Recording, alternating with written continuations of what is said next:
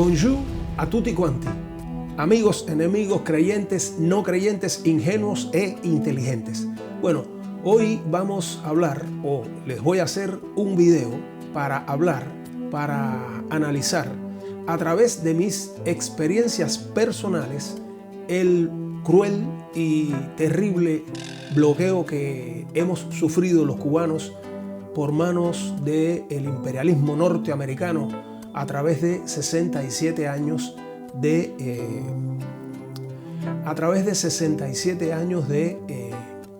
eso mismo.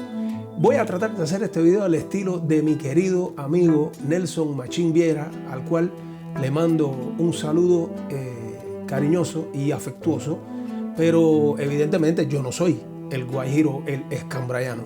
No obstante, esto tampoco es terreno de nadie. Para mí sería un honor que esto fuera terreno de nadie, pero esto sí es la guarida de los lobos.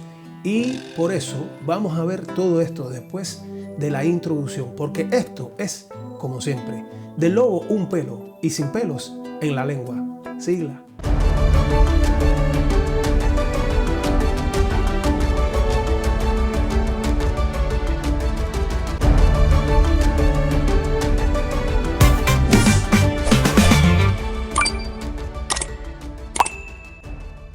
Bueno, mis queridos amigos, los lobos que aún persiguen la libertad, porque sabemos que en algún lugar de la tierra, aunque sea en nuestros corazones, existe la libertad. Yo me acuerdo que cuando era muy chiquito, o sea, yo ya he dicho en otros videos, creo que lo comenté en algún que otro video con el guajiro, con Machín Viera, a mí me crió un guajiro. O sea, Agustín Egurrola Álvarez, Agustín Lázaro Egurrola Álvarez, es un guajiro que tiene ahora mismo 93 años, está en Cuba y es veterinario. El tipo trabajó toda su vida como veterinario. Yo le dediqué un video a él, un video está en el canal aquí en Del Lobo un Pelo. ¿Y por qué hablo de este guajiro? Y que este guajiro es la causa por la cual yo me lleve tan bien con Nelson Machín. ¿Por qué? Porque fui criado por un guajiro y Machín es un guajiro. Y de hecho yo cariñosamente lo llamo guajiro. Pues porque en el año 1976 a mí no se me olvida que Agustín, mi padre de crianza, pues viaja a Francia a estudiar, que en aquel momento yo no sabía qué cosa él iba a estudiar. Lo supe después. Él estuvo un año en Francia y fue a estudiar pues todo lo relacionado con la construcción de los bioterios. ¿Qué cosas son los bioterios? Bueno, pues los bioterios son las instalaciones en las cuales se crían animales para el uso del laboratorio. O sea, perros, conejos, ratas, ratones, hámsters. Y entonces recuerdo perfectamente que Agustín, después de ese año, regresa a Cuba. En el año 77 regresó con un Doberman, con aquel perro que se llamaba Francés, que fue el primer semental de pura raza que entró en Cuba después de 1959 y con el cual se le dio inicio al trabajo genético serio de la mejora genética, valga la redundancia, de la raza Doberman en Cuba. Pero esto es otro tema. El hecho es que él fue a Francia a estudiar la construcción y proyectación de los bioterios. ¿Por qué? Porque en Cuba se debía construir, o sea, ya se había iniciado a construir una instalación gigantesca, enorme, que se llama Sen-Palab.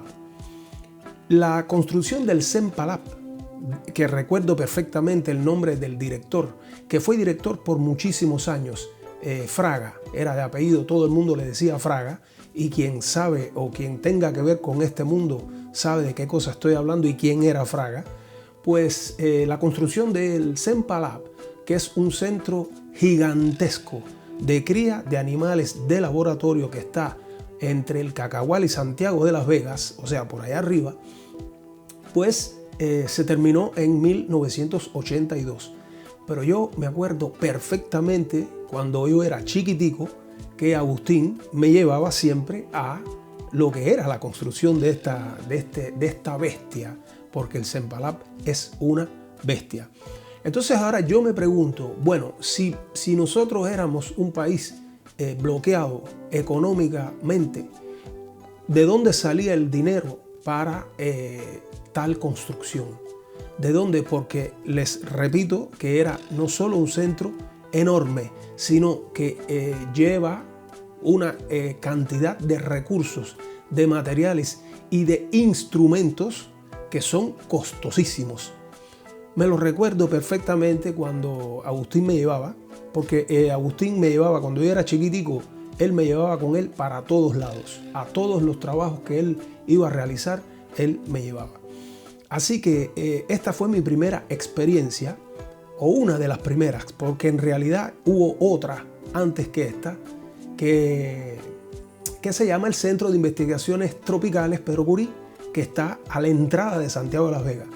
Otra bestia, ahí yo me recuerdo que Agustín iba a atender los conejos, conejos de raza, la cría de conejos, igual que también me llevaba a atender la cría de conejos que estaba en Bejucal, en una finca que se llama La Elisa, o se llamaba, no sé si existe todavía.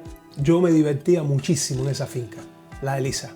Comía mucho mango en esa finca, leche pura de vaca, así comía el queso, metía las manos. A mí no se me olvida que yo metía las manos en aquellas eran como unas especies de fregaderos, y entonces, por supuesto, de losas, o sea, azulejeado, y se llenaba de leche y yo metía las manos, me comía el queso. Finca La Elisa, que está también por allá por Bejucal. En esa finca se criaban conejos, toros de pura raza y mangos, unos mangos que se llaman huevo de toros. A mí no se me olvida, una instalación enorme también. Pero la que más me impresionó, no solo por su tamaño, sino por la cantidad de recursos y de instrumentación que tenía, era el Sempalab. Entonces, bueno, esta fue una de las primeras instalaciones enormes, pero gigantescas, que yo conocí cuando Agustín me llevaba en cada vez que iba a trabajar. La segunda instalación que yo conocí, que era también gigantesca, pero gigantesca, fue el Centro de Ingeniería Genética y Biotecnología, que está en Siboney. Porque a la par de esto, mi madre, Dania Canto, también estudió biología, gracias a Agustín Egurrola, que casi que la obligó a estudiar biología. Bueno, mi madre anteriormente había trabajado en una granja de crías de pollo para huevo y carne, que existe ahora porque la vi en Google Maps, se llama Vietnam Heroico. Está en la entrada de esta granja, la entrada está de frente al mausoleo donde está Maceo y Panchito Gómez Toro, allá en el Cacahuén. A mí estas cosas no se me olvidan, pero ahora que yo he crecido y que he envejecido y que he tomado conciencia de todo lo que concierne la historia de Cuba, y todos los que nos decían y todos los que nos contaban y todo lo que han tratado de inculcarnos, y en específico la historia del bloqueo, que Cuba ha sido un bloqueo, yo siempre ahora me pregunto de dónde salía el dinero, por ejemplo, para construir todas esas instalaciones. Porque el Centro de Biotecnología es una bestia, pero una bestia.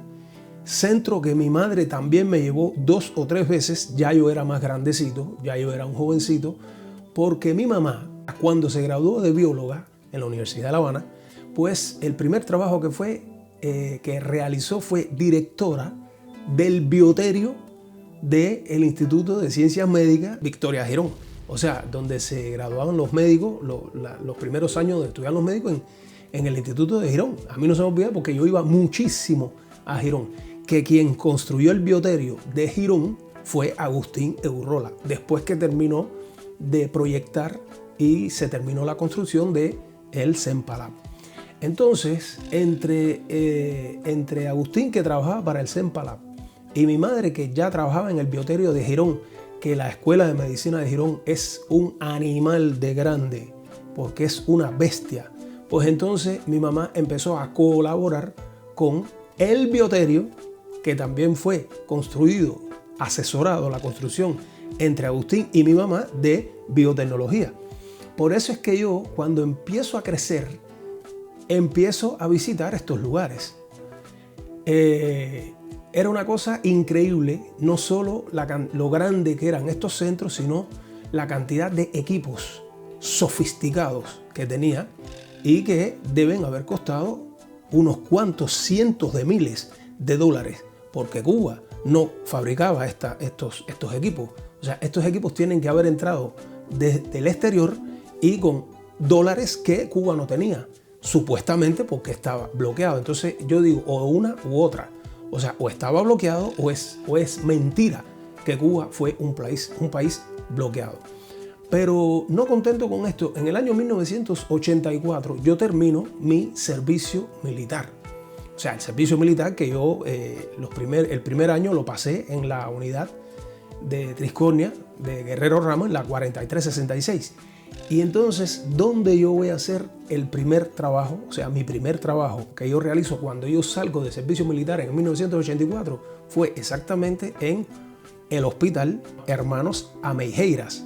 O sea, yo fui de esos integrantes que participó en la inauguración de esta bestia. No se me olvida, yo trabajaba en el almacén de instrumental médico, yo distribuía todo lo relacionado con instrumental médico, alcohol, argón, oxígeno, gases, bien, en fin, a todo el hospital. Y a mí no se me olvida nunca la cantidad de aparatos.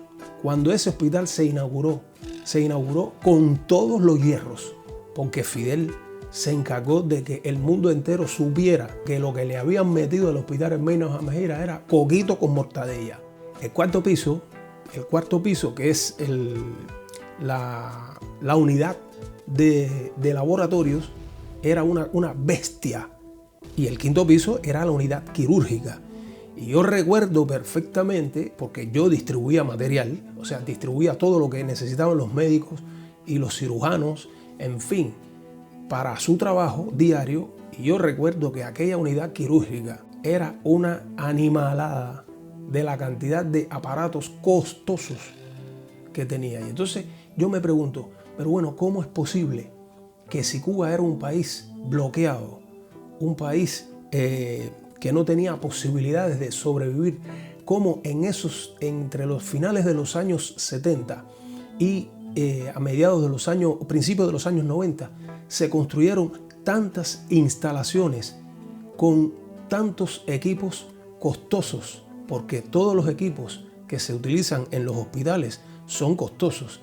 Cámaras de resonancia magnética, las luces para los quirófanos, las camas de los quirófanos, o sea, las camillas de los quirófanos, o sea, de los salones. Es una cosa increíble de cuánto dinero tiene que haber costado la construcción de estas instalaciones. Pero no contento con esto, voy un poquitico más allá. Estas son instalaciones que yo visité, viví personalmente. Ahora, ¿cómo fue y cuánto costó la construcción del hospital Cira García? ¿Alguien tiene una idea de la cantidad de equipos de primer nivel que hay dentro del hospital Cira García? Entonces yo vuelvo a preguntarme, si éramos o si somos un país bloqueado por los Estados Unidos, ¿cómo es posible que entraran esos equipos tan sofisticados en Cuba? Pero no contento con eso, antes de la construcción del Cira García, recuerdo perfectamente cuando se empezó a construir el CIMEC. O sea, yo no vi la construcción del CIMEC, pero yo sí vi la realización durante. ¿Por qué? Porque el CIMEC está en Siboney. Y cuando yo iba al Instituto de Biología, que estaba en Atabey, teníamos que pasar Agustín y yo por fuerza, por donde se estaba construyendo el CIMEC. Porque Agustín trabajaba cuando era muy chiquitico. O sea, estábamos hablando que yo tenía 6 años, 7 años, pero lo recuerdo perfectamente, en el Instituto de Biología de la Academia de Ciencias de Cuba, que después se convirtió en el Instituto de Zoología. Y entonces, bueno, ellos cambiaban casa dentro de Atabey y dentro de Siboney. Estos eran todos centros de investigación con la más alta tecnología. Entonces yo siempre me pregunto, ahora que ya tengo un poquitico más de luces, gracias a este guajiro, al cual le he cogido mucho cariño, a Nelson, porque Nelson acabó de dibujar todas las dudas que yo tenía cuando yo vivía en Cuba, porque por supuesto que cuando uno es joven, pues ciertas preguntas, aunque se las pueda hacer, pero no se las hace con la intención de analizarlas, con la intención de profundizar de dónde salía el dinero para hacer ciertas cosas. Yo, por ejemplo, iba a la escuela de medicina, que mi mamá trabajaba allí, por supuesto, porque había un pollerío que no te lo cuento. Y entonces yo inocentemente iba detrás de los pollos. Pero a biotecnología iba de vez en cuando. Pero no contento con todo esto, pues recuerdo también que mi mamá, cuando sale Dania Canto, porque mi mamá fue una bióloga excepcional, Dania Canto cuando sale de Girón, pues va a trabajar a un lugar que era élite en Cuba, que el director de esa instalación era Fraga, el sobrino de Fidel Castro. Y mi mamá era la directora técnica de la Biofan. Cuando se termina de construir la Biofan, que está ahí en Boyero, después del viejo aeropuerto, pues yo iba a la Biofan. Mi madre me llevaba de vez en cuando a la Biofan y ya yo era un poco más grande y yo vi, inclusive ya yo estaba en Italia, aquí, cuando yo fui la primera vez a la Biofan. Y la Biofan es otra bestia de instalación con equipos y material costoso. O sea, los equipos de los centros de investigaciones y de los hospitales de vanguardia que se construyeron en Cuba en esos 20, 25 años, y fíjense que el periodo es corto, o sea, 20, 25 años para construir esa cantidad de instalaciones enormes con esa cantidad de equipamiento costoso, es un lapso de tiempo bastante corto. Y yo me recuerdo que iba a la Biofan y de dónde salió el dinero para construir la Biofan, y ya estamos hablando que eran pasados ya los años casi 2000. Estamos hablando entre 1998 y el 2002. O sea, no entiendo cómo es posible que todavía existan personas que sigan creyendo a la fábula del bloqueo económico cruel que vive la isla de Cuba. Yo recuerdo también que siempre le decía a mi compañera Daniela que las cosas en Cuba iban a ir más o menos regular hasta que Fidel Castro se muriera. Y yo sabía perfectamente que cuando Fidel Castro se muriera, pues las cosas iban a empeorar, pero muchísimo. Y de hecho eso es lo que ha sucedido. Ella le gusta mucho, a Daniela le gusta muchísimo Cuba, pero yo siempre le digo que Cuba es una incógnita en todos los sentidos. Porque mientras estuvo vivo Fidel Castro, y esto es una de las razones por las cuales estoy haciendo este video, y para más o menos empatar la filosofía con las teorías y todo lo que nos dice Machín Viera en su canal Terreno de Nadie, de la desgracia de Cuba. Porque quien tenía el apoyo económico por parte de las potencias o por parte del Estado profundo o por parte de quien sea, pero tiene que ser de mucho poder, era Fidel Castro. Por eso es que una vez que se muere Fidel Castro, pues se acabó el pan de piquito. Mientras Fidel vivió, a él se le antojó hacer todo esto porque todo esto fue idea de Fidel. Fidel Castro tenía que demostrarle al mundo de que Cuba era una potencia médica y una potencia en la investigación y una potencia en el deporte y una potencia en la música. Y entonces todo eso cuesta dinero. O sea, mantener un país cuesta dinero, cuesta cientos de miles de millones. Y entonces, ¿cómo se mantenía Cuba entre el año 1975 y en el año 2005? ¿De dónde salió el dinero para invertirlo en todos estos centros? Yo creo que vale la pena hacerse 2 o 3 preguntas, porque evidentemente Cuba no estaba tan bloqueada. Evidentemente el bloqueo forma parte, en mi opinión, de la manipulación que Fidel Castro genialmente llevó a cabo, no solo con los cubanos dentro de la isla, sino con el exterior. O sea, Fidel Castro fue una de las figuras más seguidas y más fotografiadas y más entrevistadas desde 1959 hasta el 2006 que se enfermó o que dejó de aparecer públicamente cuando se le descubrió esta enfermedad. O sea, pero además era una figura omnipresente, no solo en la televisión nacional, sino en las televisoras extranjeras. Y nadie se pregunta por qué. O sea, ¿qué importancia, qué tenía de tan importante? ¿Qué mensaje tan importante tenía que mandarle Fidel Castro al mundo a través de estas gigantescas obras de la investigación, la medicina, el deporte y la cultura? Sencillamente que tenía que crear una bola de aire para demostrarle al mundo un sistema que no existe. Un sistema que es, como digo yo, una revolución de cartón y papelito. Porque en la vida real, Fidel Castro es o fue el mejor agente que la CIA haya parido jamás. Trabajó, vivió y se dedicó a llevar a cabo un proyecto que es el embrutecimiento del cubano. Obligó al cubano a creer una cosa que no existía. Y cuando se murió Fidel, pues se acabó la fábula. El cuento se acaba cuando se muere el protagonista. Él trató de enseñarle a Raúl. Las voces dicen que él se pasaba 8 y 10 horas todos los días cuando estaba enfermo tratando de adoctrinar y de enseñar al burro de Raúl Castro, porque ese pobre hombre es un burro. Y bueno, y de Díaz-Canel ni hablemos. Ya yo he expresado mi opinión de qué cosa yo pienso de Díaz-Canel. El hombre no cuenta, ni pinta ni da color. Pero Raúl Castro sí, porque él es el jefe de una élite. Él es el dueño de Gaesa, o sea, él tiene a Gaesa todavía en sus manos.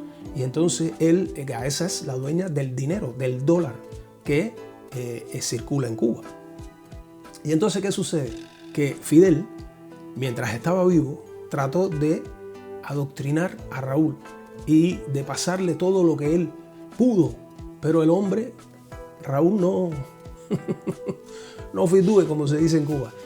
Y lo que estamos viendo ahora es el desastre. Pero ese desastre que estamos viendo ahora, porque todos esos centros de investigación y todos esos mega hospitales que se construyeron, porque no fue solo la Mejeira, en La Habana había hospitales de puntería. La última vez que yo fui, vi que se había caído completamente el Borrás, que era el hospital infantil. Pero La Habana estaba llena de hospitales de puntería. Por aquel periodo también se construyó el cardiovascular de Camagüey, que también lo que le echaron fue coquito con mortadella. O sea, ¿de dónde salía todo ese dinero? ¿Se lo han preguntado?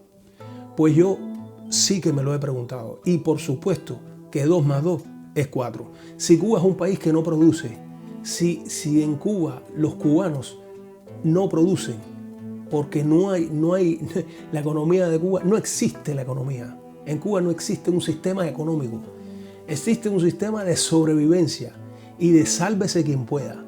Y entonces yo me pregunto, ¿de dónde salía toda esa cantidad de dinero para no solo pagar el equipamiento para todas estas bestias chupa dinero, sino para pagar también a los trabajadores que las construyeron? O sea, queridos amigos, que estas son incógnitas o estos son secretos a voces que deberíamos, por lo menos, preguntarnos cómo es posible que si existía un bloqueo tan cruel, Cuba se desarrollara tanto entre los años 70 y los años 90. Los leo en los comentarios. Esto es, como siempre, del lobo un pelo y sin pelos en la lengua. Gracias. Este mundo está revuelto, pues te mienten sin pudor. Gobernantes, periodistas, las Big Pharma sin control. Te disparan en las venas un veneno aterrador. que te pone como un zombie al servicio del Señor.